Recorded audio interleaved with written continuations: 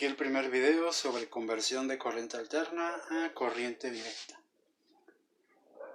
Bueno, empecemos. Solo voy a tratar el tema de una línea monofásica, como la que tenemos en casa. Muchos de los textos que encuentran en la literatura sobre este tema verán que existe conversión a directa a partir de monofásica, una línea monofásica, de línea bifásica o línea trifásica, que son los sistemas típicos. La bifásica ya casi no, o que yo sepa, ya no se utiliza en ninguna parte, tal vez en algún país, pero no me es de mucha relevancia eso,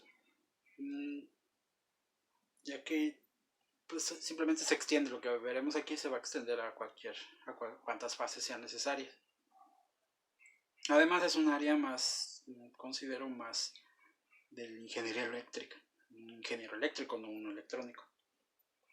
Entonces vamos a ver, conversión de corriente alterna directa. Primero, ya conocen algunos sistemas porque son parte de los cursos de la carrera de ingeniería en electrónica. Una es la conversión de alterna directa en una sola fase, y han estado usando ese aparato. Se llama fuente lineal, como la que están en los laboratorios, ¿no? Es una gran caja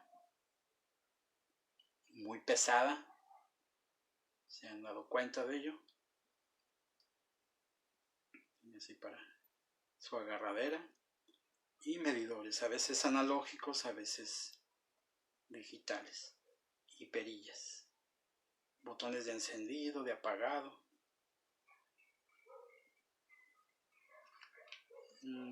para medir corriente o voltaje. Bueno, ¿por qué pesa tanto ese aparato? Bueno, ese aparato está basado en un transformador, es lo que le da ese gran peso. Este transformador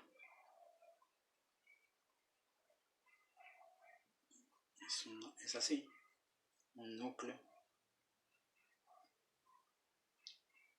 un primario con más número de espiras que el secundario, por eso baja el voltaje. Y luego viene un rectificador.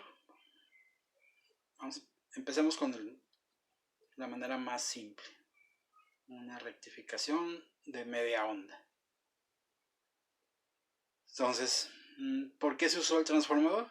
Bueno, pues porque aquí, si hablamos de México, tenemos un voltaje de 120 volts RMS y tiene una frecuencia de 60 Hz.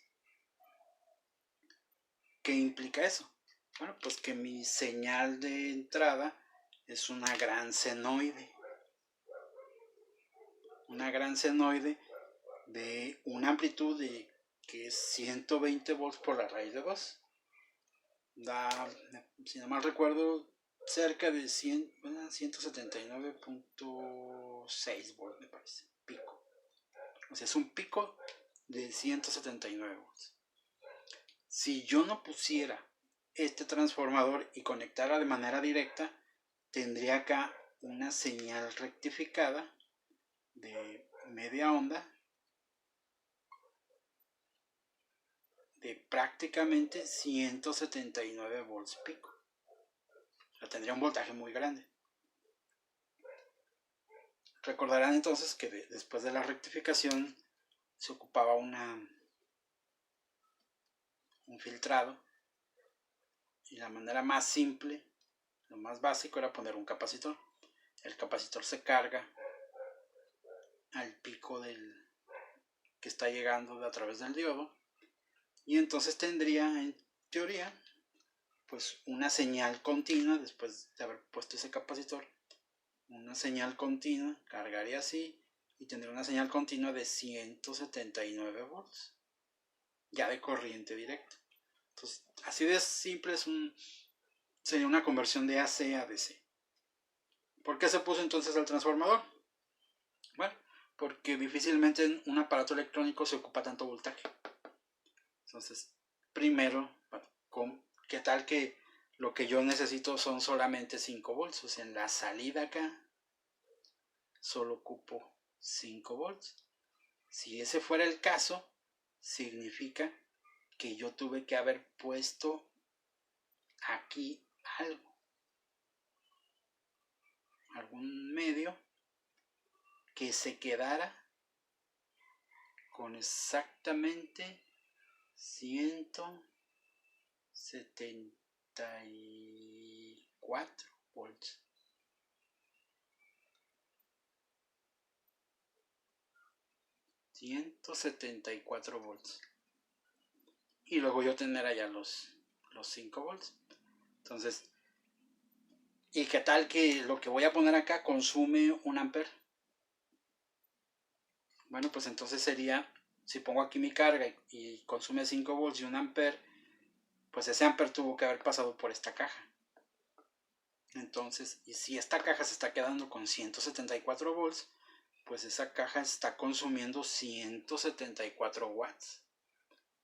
Cuando en mi carga solo estoy consumiendo 5 watts. Entonces es una manera muy poco eficiente de hacer una fuente, una conversión de AC a DC. Entonces, para que no sea tan ineficiente, lo que se hace es usar un transformador. ¿Qué hace el transformador? Pues bajar el voltaje. Por ejemplo, si lo bajara 10 veces, entonces estos serían 17.9 volts pico. Después del capacitor serían 17.9 volts. ¿Cuánto se quedaría entonces en este circuito? Ya no serían 174 volts. Ya únicamente serían 12.9 volts. ¿Sí? Mi carga consumiría los 5 watts y entonces esta caja consumiría únicamente 12.9 por 1 ampere, serían 12.9 watts. Sigue siendo un desperdicio de potencia, pero no como hacía un rato. Si quisiéramos desperdiciar menos potencia, implicaría que este transformador baje aún más el voltaje. Por ejemplo, que lo bajara de tal manera que quedaran, por ejemplo, 5.6 volts pico. Que después del diodo quedarán 5 volts. Y entonces no habría necesidad de esta caja. Porque ya tenemos los 5 volts. Pero tiene un problema. Bueno, sigue habiendo un problema. Ya no desperdicia tanto, pero los transformadores son muy pesados. Para que puedan entregar tal cantidad de corriente, se ocupa un calibre del conductor bastante grande. Entre más corriente queremos, más grande el calibre de este conductor. Y eso implica un transformador, es la parte que está aquí atrás en las fuentes. Eso implica un equipo muy pesado y es costoso. Ese transformador es bastante caro. Y bueno, pues ya las conocemos esas fuentes. Son muy útiles, muy buenas. Ajustamos su voltaje al que queremos, pero son muy grandes y pesadas. Los transformadores además no son completamente eficientes, no son 100% eficientes. La potencia que entra acá debe ser en teoría la misma que sale, la misma que entra. Si estoy consumiendo aquí 5 watts, en este caso, entonces acá estaría consumiendo 5 watts, sería lo ideal, pero tienen eficiencias que pueden rondar el 0.8%. Entonces realmente consume más potencia que la que está entregando. ¿Okay? Muy bien, entonces